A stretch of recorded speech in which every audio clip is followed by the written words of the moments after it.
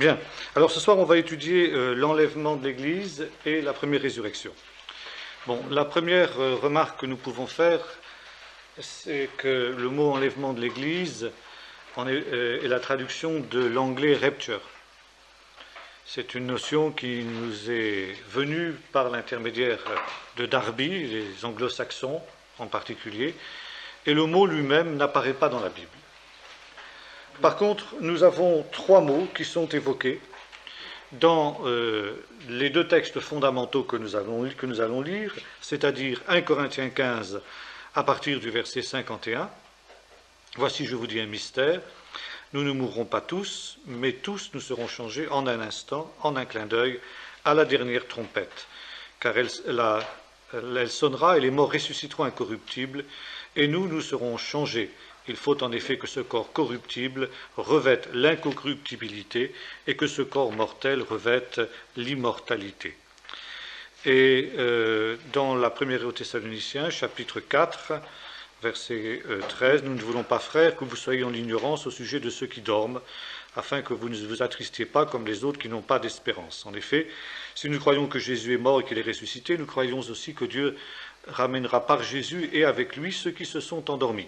Voici en effet ce que nous vous déclarons, d'après une parole du Seigneur. Nous les vivants, restez pour l'avènement du Seigneur. Nous ne devancerons pas ceux qui sont endormis, ceux qui sont morts. Car le Seigneur lui-même a un signal donné, à la voix d'un archange, au son de la trompette de Dieu, descendra du ciel, et les morts en Christ ressusciteront en premier lieu.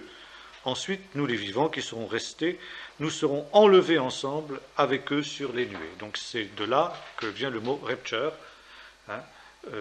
Il est question d'être enlevé, mais pas véritablement d'enlèvement, à la rencontre du Seigneur dans les airs.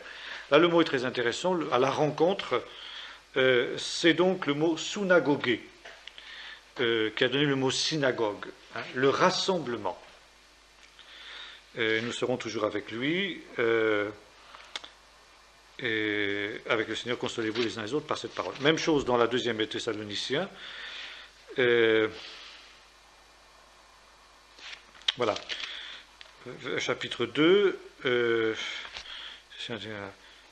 Attendez. Oui. Nous vous demandons, frères, en ce qui concerne l'avènement du Seigneur Jésus. Donc, l'avènement, c'est la parousia en grec. D'où le mot parousie. Et notre rassemblement avec lui, synagogué, notre rassemblement avec lui, ne vous laissez pas, etc. Donc voilà les différents mots qui sont évoqués pour évoquer ce que l'on peut considérer finalement de deux manières, puisque ce sont deux événements quasi simultanés. La transformation du corps des vivants et la résurrection de ceux qui sont morts en Jésus-Christ. C'est-à-dire ce que l'Apocalypse appelle la première résurrection. Quand nous lisons le livre de l'Apocalypse, et notamment le chapitre 19 et 20, nous voyons qu'il y a deux résurrections qui sont évoquées. La première a lieu donc dans la perspective que nous avons évoquée la dernière fois, c'est-à-dire la perspective prémillénaire, avant justement cette période millénaire, cette période du règne de Jésus sur la terre. Et là, il nous est dit que ce sont uniquement ceux qui ont été décapités pour le Seigneur, les martyrs en quelque sorte, qui ressuscitent. Les autres morts ne reviennent pas à la vie à cette période-là. Et le texte se termine par cette parole, « Heureux et saints, ceux qui ont part à la première résurrection, car ils régneront avec le Messie pendant 1000 ans. »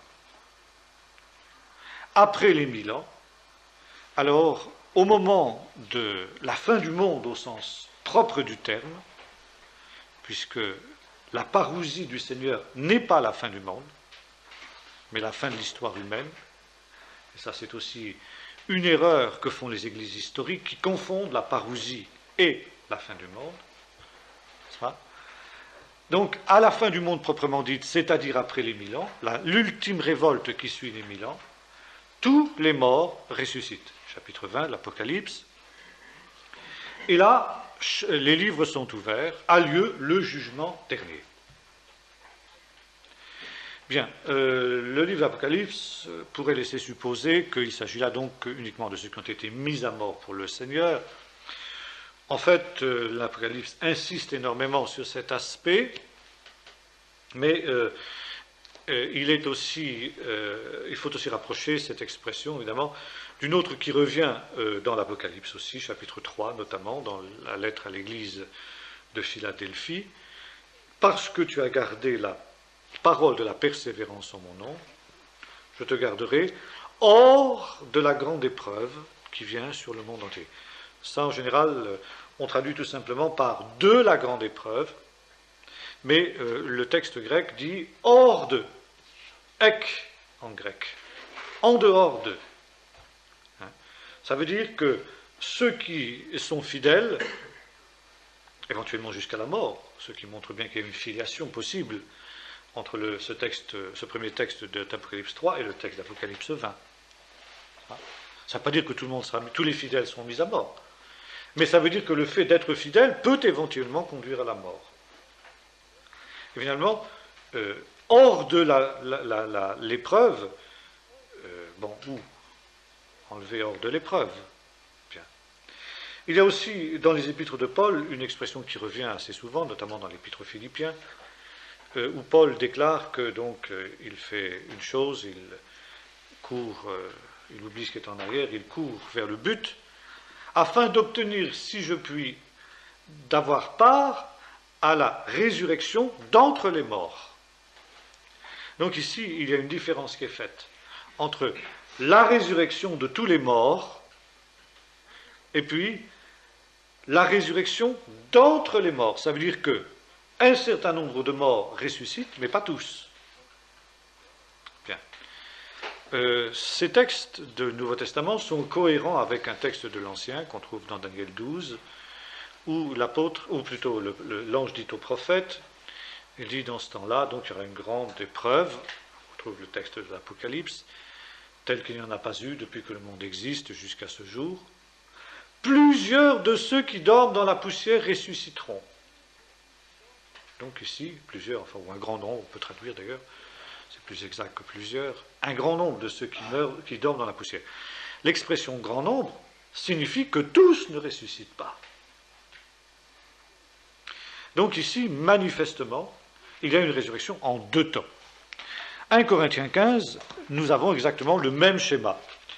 Verset 20, maintenant le Messie est ressuscité d'entre les morts, il est les prémices de ceux qui sont décédés. Car puisque la mort est venue par un homme, etc., et comme tous meurent en Adam, de même ainsi tous, l'attention sur les mots, tous revivront dans le Messie. Tous les hommes. Bon. Mais chacun en son rang. La résurrection commence par celle du Messie, les prémices. Et là, il y a une image tirée justement du rituel de Pâques. Le lendemain de la Pâque, plus exactement, le dimanche qui suit la Pâque, c'est-à-dire le lendemain du Shabbat de l'après-Pâques, commence l'Homère, et c'est la cérémonie au cours de laquelle on apporte dans le temple du Seigneur les prémices de la moisson, les premières gerbes qui ont été coupées. Et Paul ici, évidemment, fait une allusion qui échappe à ceux qui ne connaissent pas la tradition juive. Il dit le Messie qui est ressuscité le premier jour du Shabbat qui suivait la Pâque, au moment où l'on offrait dans le temple les prémices de l'Homère. Eh bien, le Messie est les prémices de ceux qui sont morts. Donc, il est le premier ressuscité. Puis ensuite, ceux qui appartiennent au Messie, lors de sa parousie, de son apparition. Et enfin, viendra la fin quand il remettra, etc. Et à ce moment-là, évidemment, après ce temps, eh bien, tous seront ressuscités pour le jugement. Et nous retrouvons ici le schéma de l'Apocalypse. Finalement, ces trois résurrections qu'il y a. La première, la résurrection de Jésus. La résurrection de ceux qui sont à lui, comme nous dit ici l'apôtre Paul d'une manière très claire, lors de sa parousie, et troisièmement, à la fin ultime, eh bien, tous ressuscitent, et l'Apocalypse insiste, nous donnant la description de ce que sera justement cette résurrection ultime, montrant qu'elle concerne effectivement tous les êtres humains qui ont vécu sur la surface de la terre, depuis le commencement jusqu'à la fin. Et voilà. Je vis un grand trône blanc, verset 11, et celui qui était assis, devant sa face s'enfuirent le ciel et la terre, il ne fut plus trouvé de place pour eux. Je vis les morts, les grands, les petits, debout devant le trône. Des livres furent ouverts, un autre livre fut ouvert qui est le livre de vie. Les morts furent jugés d'après ce qui est écrit dans ces livres selon leurs œuvres. La mer donna les morts qui s'y trouvaient. La mort et le séjour des morts donnèrent les morts qui s'y trouvaient. La mort et le bon, etc. Donc ici, résurrection universelle à la fin. Mais résurrection pour un jugement. Heureux et saints ceux qui ont part à la première résurrection. Et Paul considère comme un grand privilège le fait de pouvoir avoir part à la première résurrection. Et son but, c'est de courir d'une manière telle qu'il puisse avoir part à la première résurrection. Bon. Donc ici, le point central de ce qui concerne la parousie du Seigneur, c'est la résurrection des morts bienheureux. Des morts qui sont morts dans la foi au Messie Jésus, bon, et qui, ce faisant, on peut dire, sont l'Église fidèle. Bien.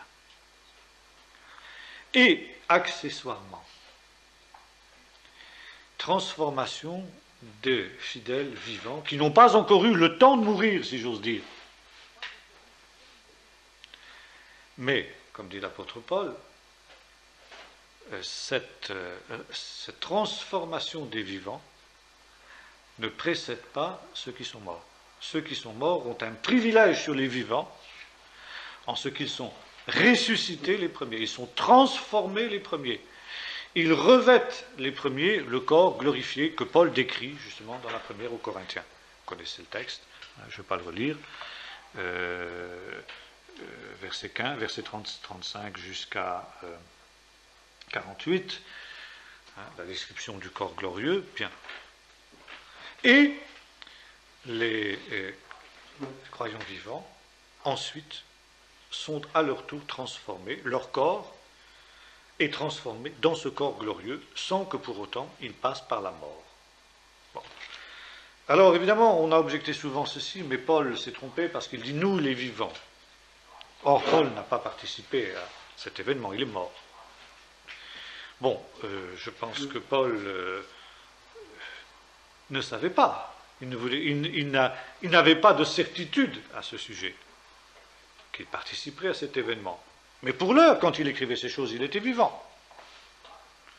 Donc, aussi longtemps qu'il était vivant, il pouvait se dire que, il pouvait penser être ainsi transformé sans avoir à passer par la mort. Ce qu'il exprime d'ailleurs dans la deuxième aux Corinthiens, deuxième épître aux Corinthiens, voilà, au chapitre 4 et verset 16 et suivant, où il exprime justement, chapitre 5, pardon. Ainsi, nous gémissons sous cette tente, c'est-à-dire dans ce corps, désireux de revêtir notre domicile céleste par-dessus l'autre. Attention au mot. Désireux de revêtir notre domicile céleste par-dessus l'autre. Ça veut dire sans avoir besoin de passer par la mort. Si du moins nous sommes trouvés vêtus et non pas nus, c'est-à-dire que le vivant est semblable à quelqu'un qui est vêtu, le mort étant dépouillé de son corps est nu.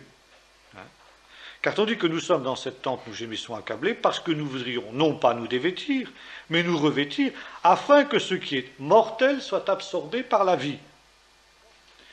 Et celui qui nous a formés pour cela, c'est Dieu qui nous a donné les arts de l'esprit. Nous sommes donc toujours pleins de courage, car nous savons que demeurant dans ce corps, nous demeurons loin du Seigneur. Mais, toutefois, nous sommes pleins de courage et nous aimons mieux quitter ce corps et demeurer auprès du Seigneur. C'est pour ça aussi que nous mettons, etc. Donc, Paul ici dit clairement que, bien sûr, il préférait, comme tout le monde, ne pas avoir besoin de passer par la mort, mais qu'il n'a aucune certitude à ce sujet. C'est ce qu'il voudrait, c'est normal. Mais qu'éventuellement il envisage comme une possibilité le fait de quitter ce corps et d'aller à la rencontre du Seigneur sans ce corps, en attendant le temps où, comme tous les autres, il sera revêtu du corps glorieux. Bon. Alors, ça, c'est une des affirmations essentielles de l'Écriture, parce que la nécessité de la rédemption finale, de ce tikkun olam dont nous avions parlé la deuxième fois, de la réparation de la brisure, la réparation de toute chose, pour reprendre l'expression de Pierre, est indispensable pour la victoire totale du Seigneur. Et c'est exactement ce que nous dit Paul dans la première aux Corinthiens chapitre 15, qui est un midrash du psaume 110, c'est-à-dire une explication du psaume 110. Psaume 110, « Assieds-toi à ma droite, jusqu'à ce que je fasse de tous tes ennemis ton marchepied. » Et Paul donne explication de ce psaume en disant « Car il faut qu'il règne, Jésus, le Messie, jusqu'à ce qu'il ait fait de tous ses ennemis son marchepied. Et le dernier ennemi qui sera assujetti, c'est la mort, car Dieu lui a soumis toutes choses. » Bien. Donc, la victoire du Seigneur et le rétablissement de toutes choses ne peuvent être complets aussi longtemps que le dernier ennemi, la mort, n'est pas vaincu. Ça, c'est la grande affirmation de Paul. Remarquons qu'en donnant ce type d'enseignement, Paul est parfaitement cohérent avec la tradition juive jusqu'à nos jours. L'assurance, la certitude de la résurrection des morts est centrale dans la foi juive. C'est un des 13 points du credo de Maïmonide. Je crois avec une foi parfaite à la résurrection des morts et à l'avènement du Messie. Et même s'il tarde, je l'attendrai, dit Maïmonide. Et le juif répète cela, n'est-ce pas, dans les 13 points, justement, du credo de Maïmonide, qui est la base, le résumé de la foi juive, un peu comme le symbole de Nicée, et le résumé de la foi chrétienne. Quand il est devant Agrippa, Paul déclare ceci, c'est pour l'espérance d'Israël que je suis mis en jugement aujourd'hui devant toi. Cette espérance après laquelle soupirent nos 12 tribus d'Israël. Quoi vous semble-t-il étonnant que Dieu ressuscite les morts? Par conséquent, ici, Paul affirme d'une manière claire que son message est tout entier centré sur l'espérance essentielle du peuple d'Israël, la résurrection des morts. Et cette résurrection des morts, elle a commencé en la personne de Jésus. Et c'est une des raisons pour lesquelles les apôtres étaient persécutés par les autorités du temple, qui étaient des autorités sadducéennes. Et vous lisez dans le livre des Actes, après la guérison du paralytique de la Belle Porte, que les chefs du temple étaient furieux de ce qu'en Jésus, les apôtres annonçaient la résurrection des morts. Donc ici, nous avons une espérance centrale dans le judaïsme. Et dans le judaïsme, nous avons aussi donc cette résurrection par étapes. Pourquoi? Parce qu'on se base sur le même texte. Le seul texte qui parle expressément de la résurrection des morts, qui se trouve dans le livre de Daniel 12, que j'évoquais tout à l'heure, un grand nombre de ceux qui sont dans la poussière se lèveront, ressusciteront.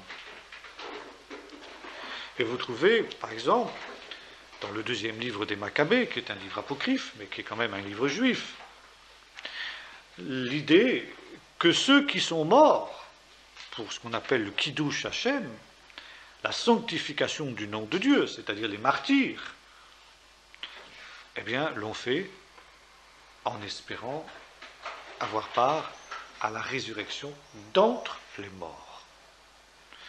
Et par exemple, le deuxième livre des Maccabées place sur les lèvres, vous savez, du dernier des 7 fils de la femme, la veuve, qui avait vu successivement tous ses fils être massacrés, ses 7 fils être massacrés sous ses yeux. Le livre des Maccabées dit que le plus jeune des fils, au moment de son supplice, prononçait les paroles de Job: je sais que mon Rédempteur est vivant et que je le verrai. Donc l'assurance de la résurrection des morts. Bien. Donc résurrection d'entre les morts avant le royaume de Dieu. Et l'avènement du royaume de Dieu pour les Juifs, eh bien, sera marqué par la résurrection des morts. Le schéma est simple, on le retrouve chez Paul. Le Messie descendra du ciel sur les nuées, selon ce qui est écrit dans Daniel 7. Le Messie vient sur les nuées, le Fils de l'homme. Je vis venir sur les nuées du ciel, dit Daniel 7, quelqu'un qui avait l'apparence du Fils de l'homme. Donc le Fils de l'homme, le Messie, vient sur les nuées du ciel. Vous trouvez ça au début de l'Apocalypse. Voici, il vient sur les nuées, et toutes les familles du pays, c'est peut-être plus du pays que de la terre, d'ailleurs du pays d'Israël, se lamenteront à son sujet. C'est une citation de Zacharie, n'est-ce pas? Ils le pleureront comme le pleure un fils unique, vous connaissez le texte. Bon, le pays et la terre, c'est le même mot en hébreu, Aretz. Hein. Et au moment où le Messie descendra sur les nuées du ciel, l'archange Gabriel sonnera du chauffard. Et le chauffard donnera le signal de la résurrection des morts. Nous retrouvons ça chez Paul. À un signal donné, nous l'avons lu tout à l'heure, le Seigneur lui-même descendra du ciel au son du chauffard, et pas de la trompette. Chauffard, et les morts ressusciteront. Et à partir de ce moment-là, commence le règne millénaire, le règne du Messie, ce qu'on appelle en hébreu Yimei HaMashiach, les jours du Messie, les jours où le Messie régnera. Ces jours qui sont décrits dans Ésaïe 11, le loup habitera avec l'agneau, les jours de mon peuple seront comme les jours de l'arbre, bref, enfin il y a toutes sortes de descriptions très nombreuses, Ésaïe 66, bon, vous connaissez tous les textes. Donc, les conditions de l'Éden qui seront à nouveau réalisées. Puis, au bout du règne du Messie, de Yimei HaMashiach, dont la durée varie dans la tradition juive d'ailleurs. C'est très intéressant. Il y a l'idée, si vous voulez, que le monde va durer 6000 ans. Vous trouvez ça un petit peu aussi chez Pierre, mais enfin bon, il ne faut pas trop pousser l'analogie. Pierre ne la pousse pas très loin. Les rabbins l'ont fait beaucoup plus que lui. Donc 2000 ans de chaos en quelque sorte, 2000 ans du règne de la Torah, où la Torah a été donnée à Israël, et 2000 ans du règne du Messie.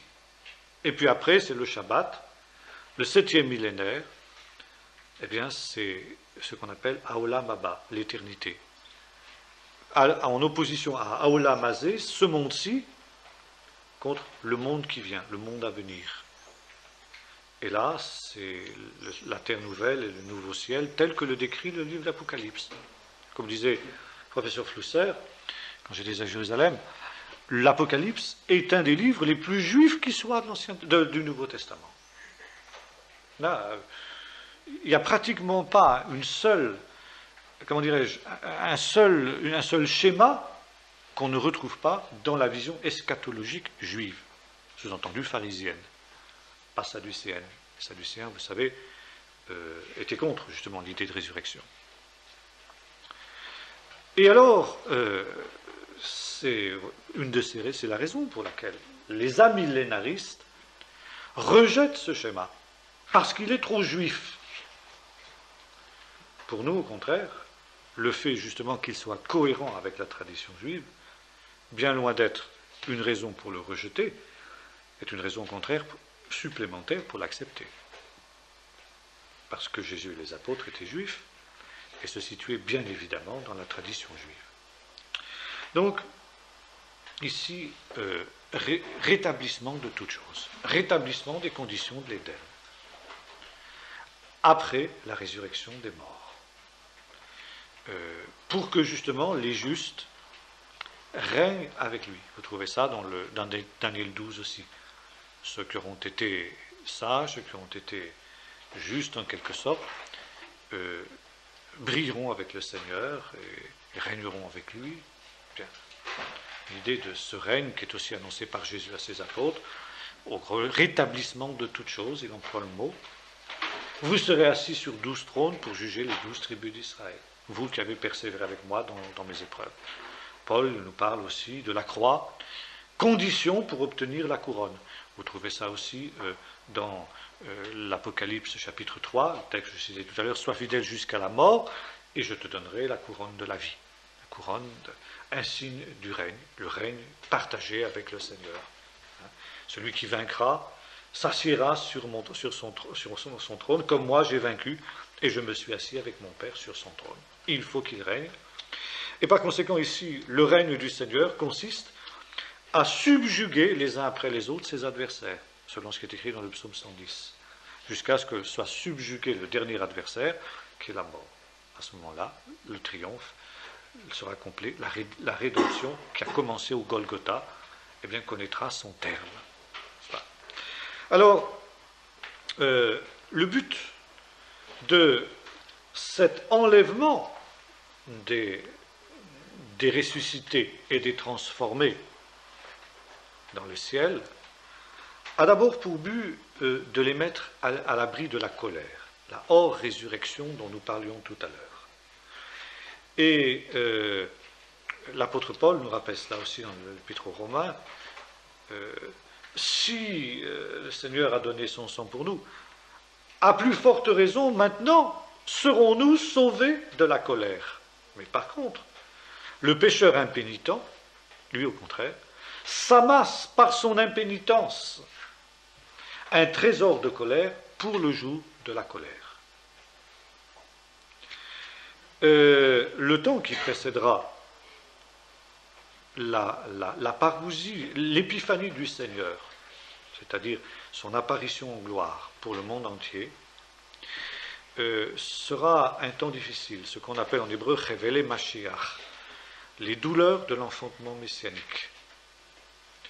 Ce temps, selon la tradition juive, sera un temps de jugement pour Israël, pour les pécheurs d'Israël et pour les pécheurs des nations, et essentiellement pour les pécheurs des nations, parce que les nations, par définition, ne connaissent pas Dieu, se dressent contre Dieu. Et il y a cette certitude des justes d'être préservés, mis à part de la colère. Vous trouvez ça par exemple dans les psaumes déjà, psaume 49, verset 16, qui est la base de la fameuse parole de Jésus. Je bâtirai mon église, et les portes du Sheol ne la plaindront pas. Alors là, c'est pareil, c'est un texte qui est mal compris. On le comprend mieux depuis la découverte des documents de Qumran, où il y a justement un pécheur de ce texte, du psaume 49 notamment, qui nous dit ceci, n'est-ce pas, que les justes de la communauté de Qumran, essentiellement, enfin disons les fils de la lumière, eh bien, au temps de la fin, seront préservés par le Seigneur qui les mettra sur un rocher. Voyez-vous l'analogie du rocher? Tu es pierre, et sur ce rocher, dit Jésus, je bâtirai mon église. Au temps de la fin, les justes seront placés sur un rocher, et le Sheol, l'enfer, le séjour des morts, débordera alors, comme le déluge avait débordé au temps de Noé, mais ne pourra pas submerger le rocher sur lequel seront établis les justes. Alors, voyez-vous, on a l'idée, quand on interprète ce texte, que l'Église subsistera toujours, quoi, contre vents et marées.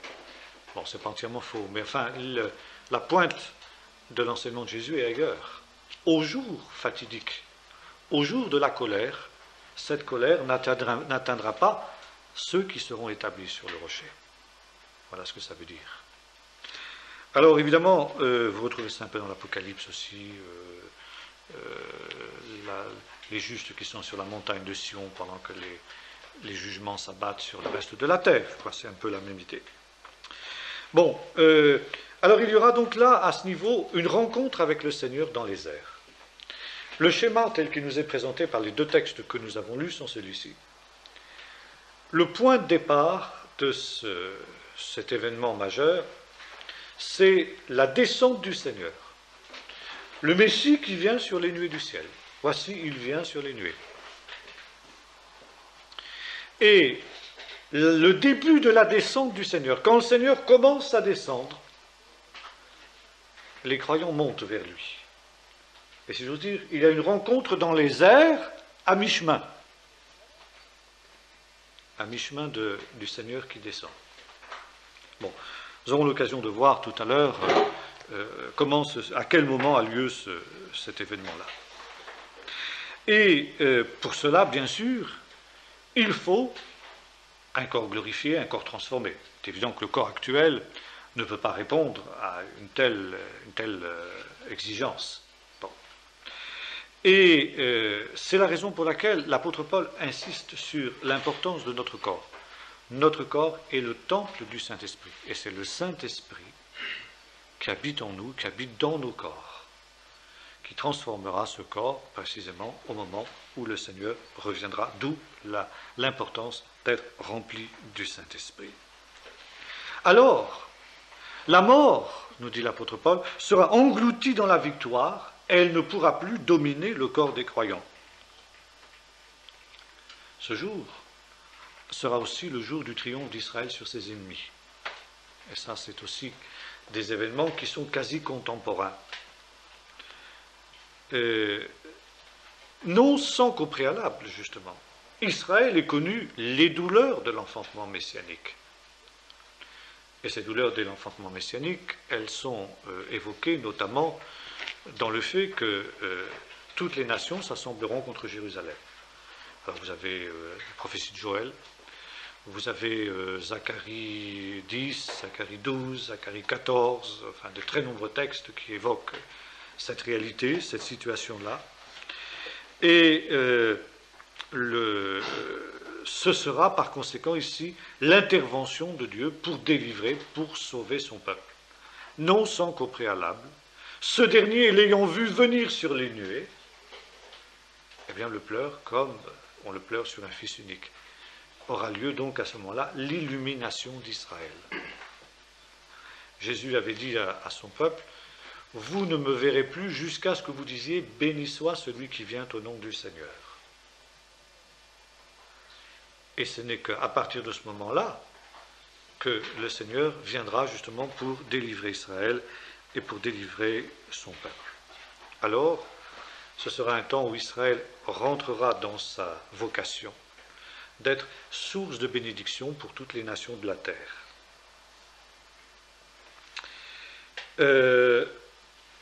Bien, cet événement nous est aussi décrit dans Matthieu 24, versets 40 et 41. On va le lire. Matthieu 24, 40 et 41. Voilà. Alors, de deux hommes qui seront dans un champ, l'un sera pris, l'autre laissé. De deux femmes qui vaudront la meule, l'une sera prise et l'autre laissée. Veillez donc, puisque vous ne savez pas à quelle heure votre Seigneur viendra. Bon, les textes qui nous parlent de l'enlèvement de l'Église insistent sur le caractère brutal, soudain, et le caractère de surprise qui marquera cet événement-là. Le texte que nous venons de lire est un de ceux qui est le plus précis dans ce domaine-là, mais il y a d'autres textes aussi qui vont absolument dans le même sens. Et là, il est très clair que nous avons une différence entre l'enlèvement de l'Église, si vous voulez, et puis l'apparition du Seigneur pour juger les nations. Alors, on dira, mais il y a deux apparitions du Seigneur. Non, il y en a une seule, mais en deux temps. Là aussi, c'est comme pour ce qui est de la résurrection. Encore une fois, dès que le Seigneur commence à descendre, dès que le mouvement du retour du Seigneur est engagé, la trompette sonne, les morts ressuscitent, les vivants sont transformés, et il les rencontre dans les airs. Bon. Et là, le Seigneur continue à descendre. Combien de temps va avoir lieu cette descente? Mystère. Ça peut durer un certain temps. Et le professeur Flusser, quand nous étudions ces textes à Jérusalem, disait ceci, par rapport à l'enseignement du Nouveau Testament, le camp de l'enlèvement, en quelque sorte, est la chose la plus difficile à déterminer. Et c'est Jésus qui l'a voulu ainsi.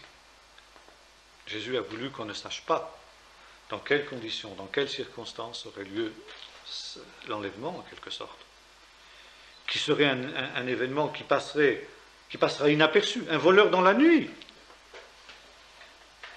Simplement, des personnes auront disparu, bon, ça provoquera un certain émoi pendant un certain temps, puis, vous savez, comme une information chasse l'autre, des enquêtes seront faites qui concluront que quelque chose de mystérieux, une météorite peut-être, ou des rayons cosmiques, ou n'importe quoi, bon, et puis on passera à autre chose.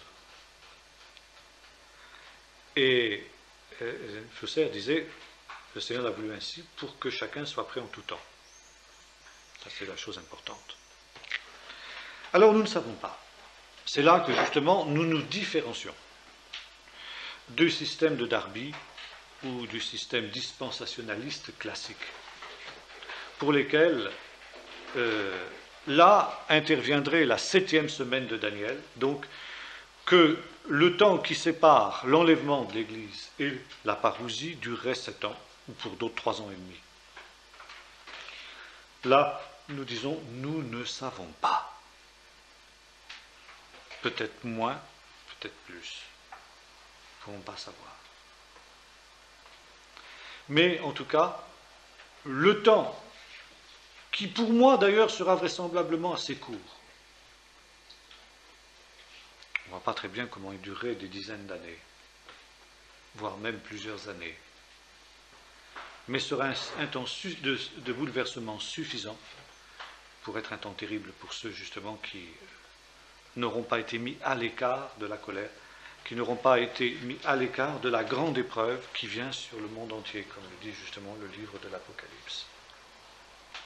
Alors là, nous touchons précisément à cet énorme problème qui agite notamment nos frères gitans en ces temps, ce qu'ils appellent la tribulation, les 7 ans, etc., etc. Là, je réponds, nous ne savons pas. Oui, mais les semaines de Daniel, c'est autre chose. C'est pas si simple. Il y a des difficultés de traduction très importantes par rapport à ce texte. Il y a des difficultés non moins grandes pour le faire coïncider de manière précise avec des événements historiques connus. Il y a des difficultés aussi pour le faire entrer dans un schéma beaucoup plus vaste. Et là, je reprends ce que nous disions quand nous avons fait notre introduction à l'étude de la prophétie. La prophétie est claire dans les grandes lignes, mais dès qu'on veut entrer dans des détails, on s'enfonce dans toutes sortes de difficultés. Et là, je pourrais peut-être aussi paraphraser Flusser, et dire c'est le Seigneur qui l'a voulu ainsi pour que justement on ne puisse pas non plus faire de calendrier précis et qu'on ne puisse pas faire de système. Bon, donc ici, en tout cas, l'enseignement ici est clair. Là, nous avons ici des choses sûres. Donc, enlèvement des croyants, résurrection, et puis jugement de Dieu pour ceux qui sont restés. Non pas, d'ailleurs, que l'Église échappera à tout jugement, à toute forme de jugement. Nous verrons justement qu'elle participera à une certaine forme de jugement. Mais, Apocalypse 3, verset 30, « Je te garderai hors de la grande épreuve. » Et puis on pourrait citer aussi l'autre texte, « À cause des élus, ces jours seront abrégés. » Abrégés notamment pour les élus. 2 Thessaloniciens 2, il y a quelque chose qui le retient, nous avons vu la dernière fois, et ce quelque chose est vraisemblablement l'Église. Jésus aussi dit qu'il faut prier et veiller en tout temps pour avoir la force d'échapper à ces choses, et donc il y a une possibilité d'y échapper. Bon, donc ça laisse supposer un état intermédiaire entre la réunion des croyants avec le Seigneur dans les airs et puis la parousie proprement dite. Dernier point sur cette question, qui sera enlevé? Ceux qui, d'abord, ont mis leur espérance dans Jésus-Christ. Aucun incroyant n'aura part à cet événement. C'est la condition première. Jésus vient pour mettre à l'abri les siens. Et deuxièmement, le texte de l'Apocalypse 3.30 que nous évoquions tout à l'heure aussi est non moins clair, ceux qui auront gardé la parole de la persévérance, ceux qui auront été fidèles jusqu'à la mort. Donc il ne s'agit pas simplement d'avoir fait profession de foi en Jésus-Christ, mais ceux qui auront persévéré jusqu'à la fin. Et l'apôtre Paul lui-même, tout bien qu'il soit ce grand apôtre, dit « pour avoir la force, si je puis, d'avoir part à la résurrection d'entre les morts ». Il laisse supposer qu'il pourrait bien... Bon, ce n'est que quand il arrive au bout de la course qu'il dit « bien, j'arrive en vainqueur.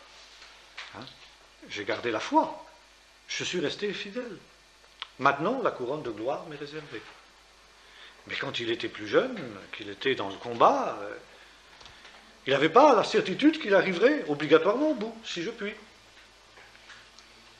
Donc, ça nous montre que les choses ne sont pas gagnées d'avance dans ce domaine-là.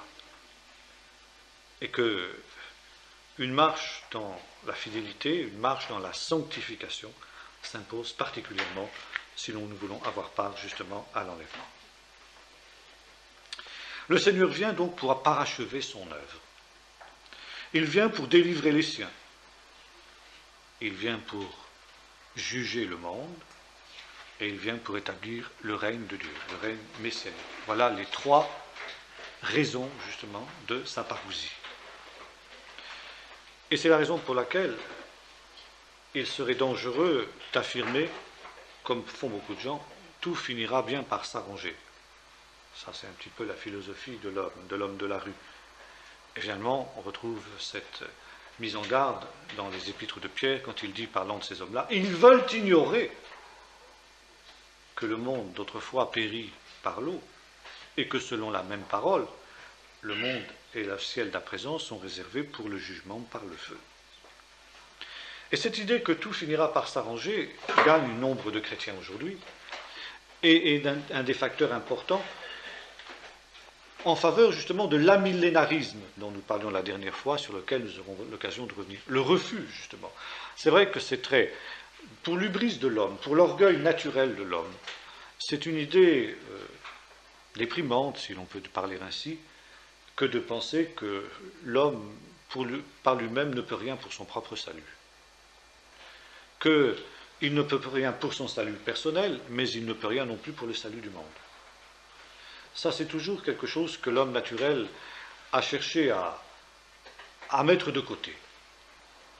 Alors, c'est le système romain, le système juif d'abord, sur lequel l'homme peut faire son propre salut par ses œuvres. Le système romain, qui est à mi-chemin entre les deux choses. Dieu, en Jésus-Christ, donne à l'homme la force d'accomplir des œuvres par lesquelles il méritera son salut. Et finalement, sur le plan individuel, on passe au plan collectif. Dans le système juif, le Messie ne viendra que lorsque le monde en sera digne. Et par conséquent, les Juifs ont pour mission d'améliorer le monde pour qu'il arrive au stade où il sera digne de recevoir le Messie. Il y a du boulot, hein, surtout en ce moment. Bon, c'est pas demain la veille que le Messie va venir, si c'est comme ça. Heureusement que la Bible nous dit autre chose. Mais c'est la raison pour laquelle les Juifs sont engagés dans toutes sortes de combats, le marxisme et autres. C'était cette vieille idée, il faut améliorer le monde. Améliorer le monde pour qu'il soit digne d'accueillir le Messie. Bon, les amillénaristes ont à peu près la même idée. Si ce n'est, si vous voulez, que le Seigneur travaille avec eux et leur donne la force. Bon, mais c'est le même système, c'est la même pensée. La Bible nous enseigne que c'est illusoire, c'est vain de penser cela. Les hommes impies avanceront toujours plus dans le mal, égarés eux-mêmes et égarant les autres. Et c'est tellement vrai, nous dit l'apôtre Paul, Romains 8, que la création tout entière souffre et soupire après les douleurs de l'enfantement. Et que la Jérusalem nouvelle, elle descend d'auprès de Dieu. Elle ne monte pas de la terre. Elle n'est pas le résultat des efforts des hommes, si sanctifié soit-il. Elle est don de Dieu. Elle descend du ciel. Alors, il est vrai que dans ce royaume-là, Dieu régnera par l'intermédiaire de l'Église et par l'intermédiaire d'Israël. Mais il n'empêche que la transformation ultime, elle vient de Dieu, elle vient du ciel. À la fin, nous dit Jésus, et notamment c'est le cas dans la parabole du bon grain et du ivraie, les choses se seront tellement dégradées qu'il y aura un triomphe apparent du mal. Le mal apparaîtra comme ayant vaincu. Et ce sera le système de l'Antéchrist. Le mystère de l'iniquité, nous dit l'apôtre Paul. Le mystère de l'iniquité qui sera dévoilé. Et l'ivraie, qui a été jeté dès le commencement, dans le champ du monde, arrivera à maturité. Avec le bon grain, certes. Mais elle aussi, elle arrivera à maturité. Et alors, le royaume qui viendra à ce moment-là aura deux aspects. Ça, c'est très désagréable pour beaucoup de chrétiens. Il aura certes un aspect universel, et ça veut dire qu'il s'étendra sur toute la terre. Ça veut dire qu'il s'étendra sur le monde entier, sur tous les hommes, les êtres humains, toutes les nations.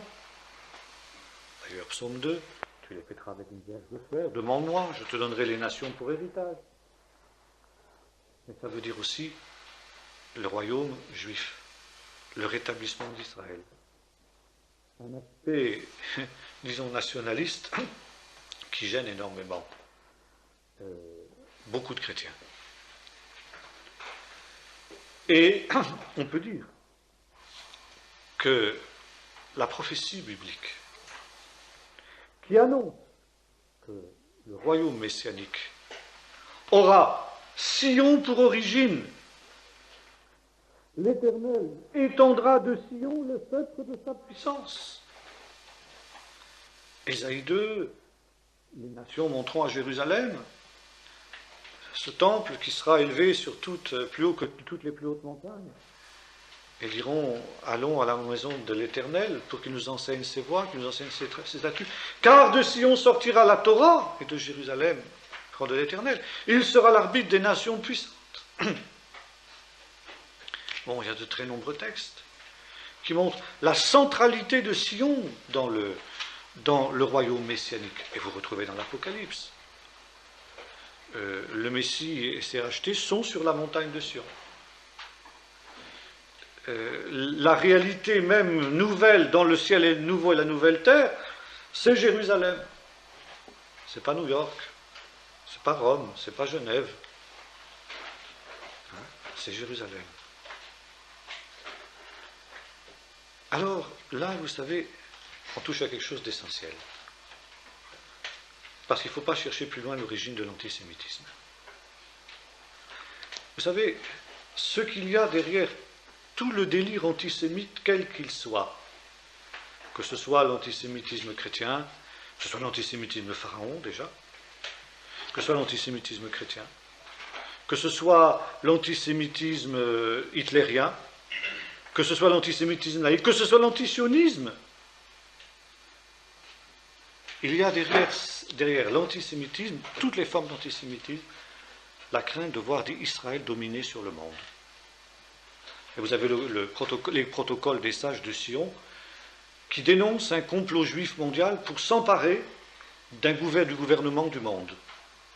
Pharaon a peur que les Israélites dominent sur l'Égypte. Dans la chrétienté médiévale, il y a la crainte que les Juifs sont en train de faire un complot pour renverser justement l'ordre chrétien qui a été mis en évidence. Et c'est l'Inquisition, c'est parce que les Juifs sont en train de comploter. Vous souvenez-vous ce qu'on a dit à l'époque des croisades notamment, n'est-ce pas? Pourquoi est-ce que les Juifs empoisonnent les puits? Pourquoi est-ce qu'ils profanent les hosties? Pourquoi est-ce que, etc.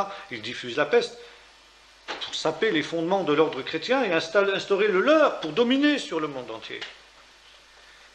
Après l'émancipation, donc les révolutions du XVIIIe siècle, les Juifs sont en train d'établir un réseau mondial de domination sur le monde par la finance. Il y a des réseaux occultes de Juifs, n'est-ce pas? Le but, c'est par la finance de prendre le contrôle du monde entier. Et puis, le sionisme. Le sionisme, c'est quelque chose d'épouvantable, parce que c'est pas simplement sur la terre d'Israël que les Juifs ont l'intention d'établir leur pouvoir, mais ils vont s'étendre sur tout le monde arabe, et puis au-delà du monde arabe, ils vont s'étendre sur le monde entier. Et c'est eux qui vont dominer le monde. Alors, il faut éradiquer l'État d'Israël avant que les Juifs aient réussi à mettre au point leur complot. Et voyez-vous, c'est cette idée qu'un jour, effectivement, le Seigneur régnera par l'intermédiaire de Sion. Et ce que rejette l'antisémite, c'est ça. Israël, le peuple théophore, le peuple qui porte le témoignage de Dieu. Et c'est pourquoi Hitler voulait l'éliminer. Parce qu'il ne peut pas y avoir... C'était le peuple allemand, le peuple élu, le peuple qui allait avoir l'empire mondial. Donc, il fallait éliminer celui qui était son rival. Alors, bien entendu, ce peuple qui régnera avec le Messie sur Sion, et de Sion sur le monde entier, ce ne sera pas le peuple d'Israël tel qu'il est actuellement. Il faudra qu'il passe par des transformations profondes. Il faudra qu'il passe par des transformations spirituelles. Le peuple d'Israël n'est pas dans des conditions où il peut accomplir cette mission, c'est évident. Mais le but, justement, des révélés Mashiach, le but des souffrances de l'enfantement messianique, ont pour but, justement, de faire en sorte qu'Israël soit transformé pour, justement, entrer dans cette vision-là. Et quand Paul nous dit qu'au temps de la fin, quand la plénitude des nations sera entrée, eh bien, le peuple d'Israël sera entièrement sauvé, et ce sera pour le monde entier la résurrection d'entre les morts. Ce sera le signal de la résurrection d'entre les morts. Tout ça, ce sera pratiquement dans un mouchoir. Ce sera contemporain, tous ces événements-là. Hein? Alors, quand le Seigneur reviendra-t-il? Matthieu 24, verset 26, nul ne sait ni jour ni l'heure. Par contre, Jésus, contrairement à ce qu'affirment beaucoup de théologiens, a laissé entendre que son absence serait longue. Bon, l'époux tarde à venir dans la parabole des vierges. Le mauvais serviteur aussi dit mon maître tarde à venir. Bref, de très nombreuses paraboles qui nous montrent que le Seigneur ne viendra pas si vite que cela. D'ailleurs, Jésus a donné des signes. Il faut d'abord que l'évangile soit prêché à toutes les nations pour leur servir de témoignage. Ensuite seulement viendra la fin. Bon, il est évident que cette réalité n'a eu de consistance que dans ce siècle-ci pratiquement. Ce siècle dernier, ce siècle-ci. C'est à partir du XIXe siècle que le christianisme est devenu une religion mondiale. Avant, elle était essentiellement une religion européenne. Et à partir du siècle dernier, ce siècle-ci, c'est une religion mondiale. Par conséquent, ici, la promesse du Seigneur est accomplie. Deuxième signe, la mort et la résurrection de Jérusalem. Jérusalem sera foulée aux pieds par les nations, jusqu'à ce que les temps donnés aux nations, pour s'organiser elles-mêmes, ce temps-là prenne sa fin. Et quand Jérusalem reviendra, quand les habitants de Jérusalem reviendront dans la ville sainte, alors ce sera le signe que l'été est proche, le figuier qui refleurit. Bon, autre signe que l'apôtre Paul nous donne, l'apostasie. 2 Corinthiens 2, verset 1er. Il faut d'abord qu'on ait vu paraître l'apostasie, l'abandon de la foi par la multitude. Confère d'autres textes de Jésus, parce que le péché se sera multiplié, l'amour du plus grand nombre se refroidira. Résultat, beaucoup se trahiront, se renieront le maître qui les aura rachetés. Donc il ne faut pas s'attendre au temps de la fin à un grand réveil universel, il faut s'attendre au contraire à un effondrement de la foi sans aucune raison. Et finalement à une échelle invraisemblable, incroyable, par Jésus. De telle sorte que finalement ne restera qu'un faible reste, qu'un petit reste, ce qui est toujours cohérent avec le message des prophètes. Autre signe, toujours dans 1 Thessaloniciens, quand les hommes diront paix et sûreté, une ruine soudaine fondra sur eux et ils n'échapperont pas. Quand enfin l'homme aura eu l'impression qu'il a mis la guerre hors la loi, on n'en est pas très loin. Confère l'affaire du Kosovo l'an dernier. Il y a maintenant un bras armé mondial qui est là pour empêcher justement l'éclatement des conflits. Bon, c'est très théorique. Enfin, c'est là. Une espèce de police mondiale pour arbitrer les bonnes relations entre les peuples. On y est. Eh bien, quand les hommes diront cela, une ruine soudaine fondra sur eux. Et ils n'échapperont pas. Et puis alors Jésus l'apôtre Paul emploie l'expression justement des souffrances de l'enfantement. Ce sera comme les douleurs de l'enfantement qui surprennent la femme enceinte. Révéler Mashiach, les souffrances de l'enfantement messianique, c'est une notion juive, typiquement juive, n'est-ce pas ?